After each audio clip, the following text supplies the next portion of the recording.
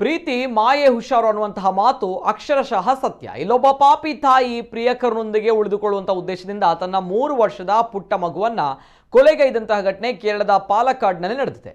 ಆಸಿಯಾ ಎಂಬ ಪಾಪಿ ತಾಯಿ ಪೊಲೀಸ್ ವಿಚಾರಣೆಯ ವೇಳೆ ತಾನು ಮಾಡಿರುವಂತಹ ಹೈನಾತಿ ಕೆಲಸದ ಬಗ್ಗೆ ಬಾಯ್ಬಿಟ್ಟಿದ್ದಾಳೆ. ಆರೋಪಿ ಆಸಿಯಾ ಮತ್ತು ಆಕೆಯ ಪತಿ ಮಹಮ್ಮದ್ ಶಮೀರ್ ಕಳೆದ 1 ವರ್ಷದಿಂದ ಬೇರ್ಪಟ್ಟಿದ್ರು. ಇದರ ಬೆನ್ನಲ್ಲೇ ಆಸಿಯಾ ಬೇರೆ ವ್ಯಕ್ತಿ ಜೊತೆ ಸಂಬಂಧ ಇಟ್ಟುಕೊಂಡಿದ್ಲು. ಇವರಿಬ್ಬರ ಸಂಬಂಧಕ್ಕೆ ಆಕೆಯ 3 ವರ್ಷದ ಮಗು ಅಡ್ಡಿಯಾಗಿತ್ತು. ಇದೀಗ ಆತನೊಂದಿಗೆ ಜೀವನ ನಡೆಸುವ ಉದ್ದೇಶದಿಂದ ಮಗುವಿನ ಕೊಲೆ ಮಾಡಿದ್ದಾಳೆ. ಇನ್ನೊಂದು ವಿಚಾರ ಅಂದ್ರೆ, ಮಹಿಳೆಗೆ ಮಗು ಇದೆ ಎಂಬ ವಿಚಾರ ಆಸಿಯಾ ಪ್ರಿಯಕರನಿಗೆ ಗೊತ್ತೇ ಇರಲಿಲ್ಲವಂತೆ.